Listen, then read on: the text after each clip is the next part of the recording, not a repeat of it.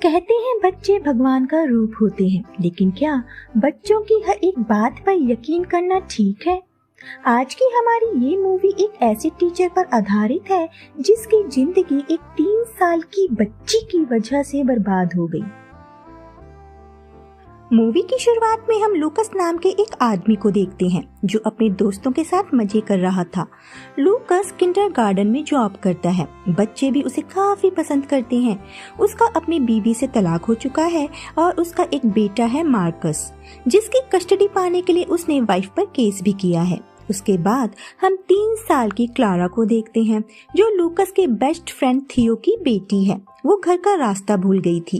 उसे नहीं पता कि वो यहाँ कैसे पहुँची, इसीलिए लूकस उसे उसके घर तक छोड़ने जाता है।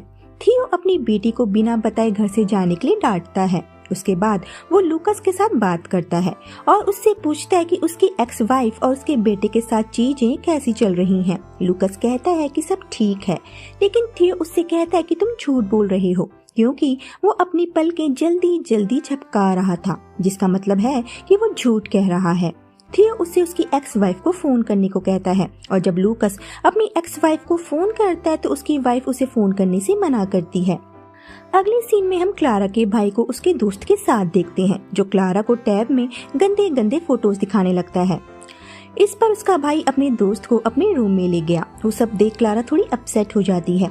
अगले दिन लूकस ने फिर से क्लारा को घर के बाहर बैठा हुआ देखा। वो बताती है कि उसके पेरेंट्स लड़ रहे हैं, जिस वजह से लूकस उसे अपने साथ नर्सरी ले आया। क्लारा ने एक हार्ट बनाया था जिसे वो एक एनवलप में रख देती है।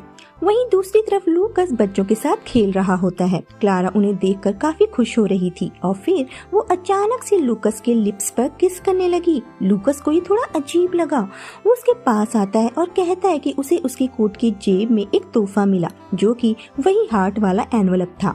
वो इस तोहफे को किसी दूसरे बच्चे को देने के लिए कहता है जो कि उसी की उम्र का हो। क्लारा साफ मना कर देती है कि ये तोहफा उसका नहीं है, शायद किसी ने लूकस को परेशान करने के लिए उसकी जेब में रखा होगा।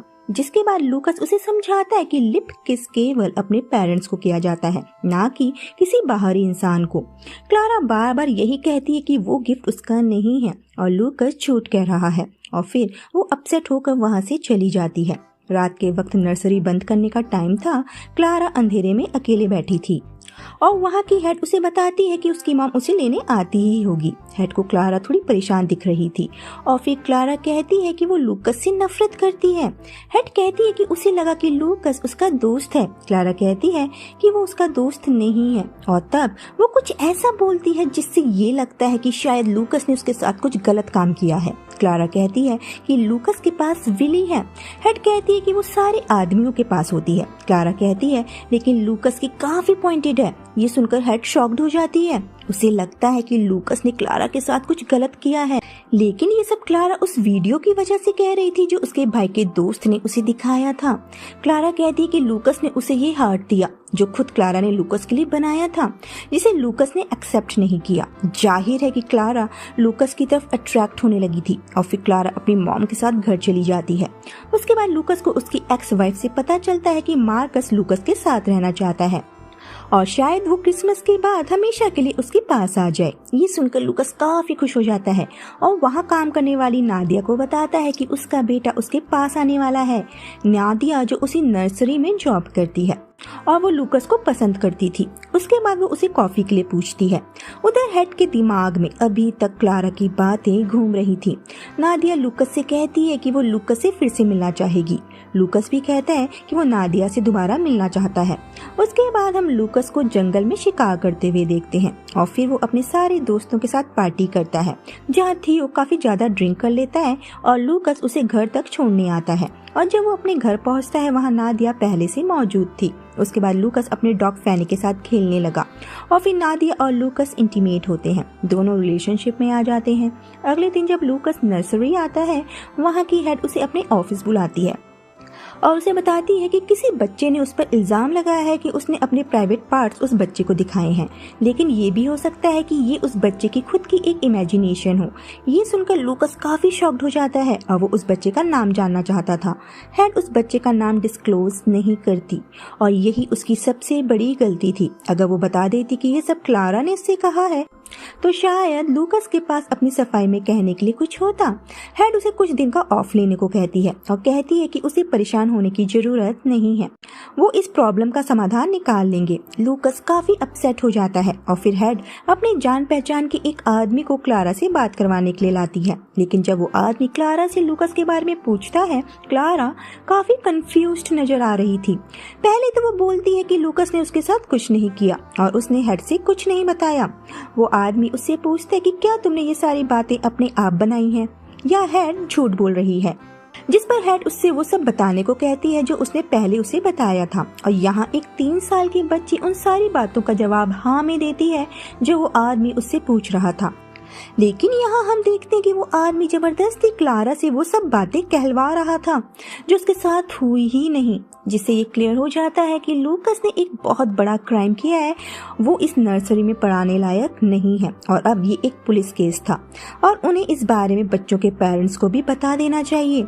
और उसके बाद हेड लूकस और क्लारा के बारे में क्लारा की मॉम से बात करती है और ये सब सुनकर क्लारा की मॉम काफी शॉक्ड हो जाती है क्योंकि लूकस उसके पति का बचपन का दोस्त था। यहाँ हेड उसे वो सारी चीजें इस तरह से एक्सप्लेन करती है कि लूकस ही दोषी दिखाई देता है क्योंकि उसके हिसाब से बच्चे झूठ नहीं बोलते, वो भगवान का रूप होते हैं और शायद क्लारा शर्म की वजह से उससे कभी इस बारे में खुलकर बात ना कर पाए। उसके बाद वो बाकी पेरेंट्स को भी इस बारे में बता देती है और कहती है कि उन्हें पता करना चाहिए कि उनके बच्चों को रात में बुरे बुरे सपने तो नहीं आते या फिर उन्हें अपने बच्चों में किसी तरह का कोई बदलाव दिख रहा हो। उधर लूकस को उसके बेटे मार्कस का फोन आता है और वो बताता है कि उसकी मॉम उसे लूकस से बात नहीं करने देती और उन्हें नर्सरी वाले इंसिडेंट के बारे में भी पता लग गया है। हेड ने लूकस की एक्स वाइफ को फोन करके सब कुछ बता दिया था। ये सुनकर लूकस अगले दिन फिर नर्सरी जाता है जहाँ कुछ पेरेंट्स हेड के साथ ऑफिस में मीटिंग कर रहे थे। लूकस को देखते ही हेड वहाँ से भागने लगती है। लूकस उनका पीछा करता है और कहता है कि उसने कुछ गलत नहीं किया। हेड यहाँ पर क्लारा का नाम लेकर कहती है कि उसे क्लारा पर यकीन है। ये सुनकर लूकस समझ जाता है कि ये सारी बातें क्लारा की बनाई हुई हैं।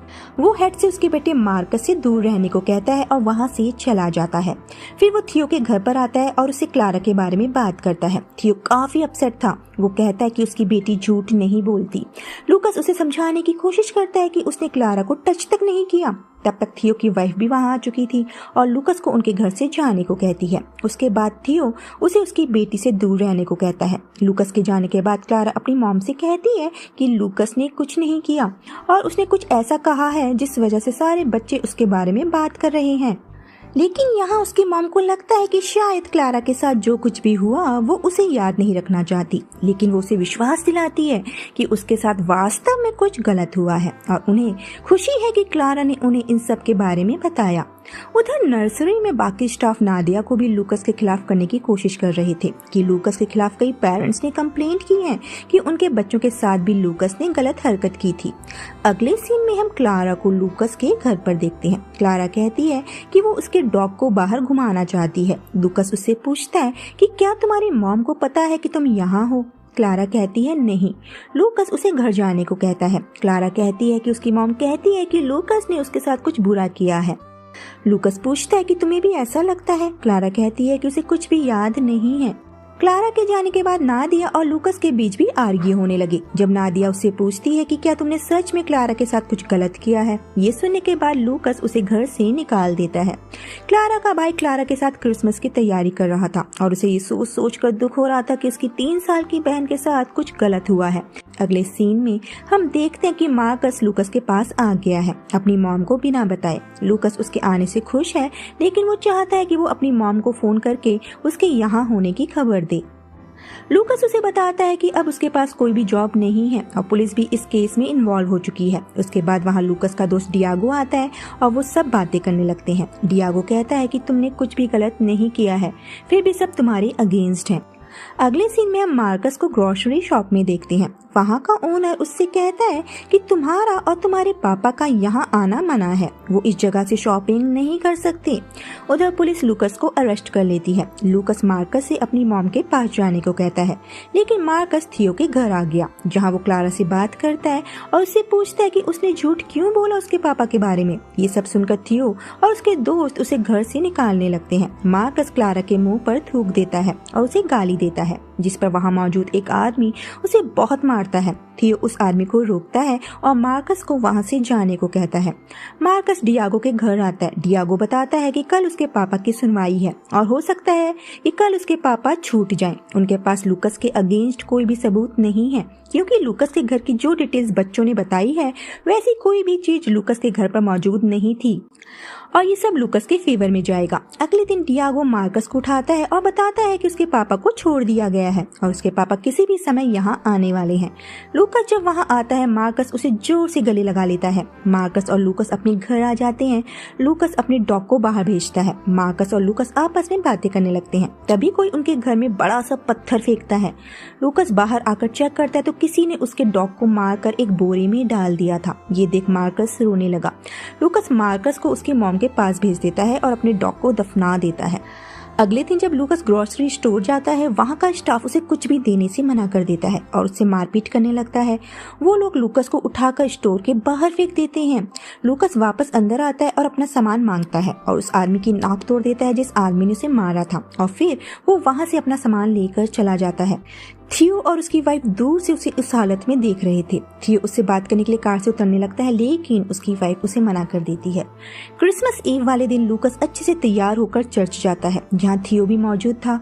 लूकस थियो की आंखों में देखता है, क्योंकि थियो उसकी आंखें देखकर जान सकता है कि वो कब झूठ बोल रहा है और कब नहीं। और इस बार जब वो लूकस की आंखों में देखता है, उसे फील हो जाता है कि लूकस ने कुछ भी गलत नहीं किया, क्योंकि एक बार थियो ने लूकस की आंखों में झांक कर कहा था कि अगर वो अपनी पलकें जल्दी जल्दी झपकाता है तो वो झूठ बोल रहा है। लेकिन इस बार लूकस बिना पलकें झपकाए थियो को देखे जा रहा था, अपनी बेगुनाही का सबूत दे रहा था। लूकस थियो के पास आता है और पूछता है, मेरी आंखों में तुम्हें क्या दिख रहा है? थियो कुछ भी नहीं कहता। लूकस वहाँ से चला जाता है। घर आने के बाद थियो काफी बेचैन था। वो अपनी बेटी के पास आया, जहाँ उसकी बेटी बार बार लूकस का नाम ले रही थी। जब वो नींद से जागती है, वो थियो को बताती है कि लूकस ने उसके साथ कुछ भी गलत नहीं किया। थियो समझ जाता है कि लूकस निर्दोष है। फिर वो कुछ खाना पैक करता है। उसकी वाइफ उसे देख लेती है और पूछती है कि वो क्या कर रहा है। थियो उससे कहता है कि वो लूकस के पास जा रहा है। उसके बाद वो लूकस के पास आता है और पूरी रात उसी के साथ रहता है। 1 साल बाद हम देखते हैं कि लूकस और वहाँ के लोगों के बीच सब कुछ ठीक हो गया है। नादिया और मार्कस अब उसके साथ ही रहते हैं। डियागो के घर में एक फंक्शन में मार्कस को अपनी पहली राइफल मिलती है। वहाँ थियो का बेटा लूकस को काफी घूर रहा था। बाद में सब शिकार करने जाते हैं। जब लूकस अकेला होता है, तब एक गोली उसके सिर के ऊपर से निकल जाती है। वो मुड़ता है, लेकिन उस आदमी का चेहरा नहीं देख पाता। वो आदमी फिर से अपनी राइफल लोड करता है और भागने से पहले एक पल के लिए लूकस को देखता है। ऐसा नहीं लगता कि उसका इरादा लूकस को मारने का था, वो बस उसे चेतावनी देना चाहता था। शायद कुछ लोग शहर में उसके साथ असुरक्षित महसूस करते रहेंगे और चाहेंगे कि वो यहाँ से चला जाए।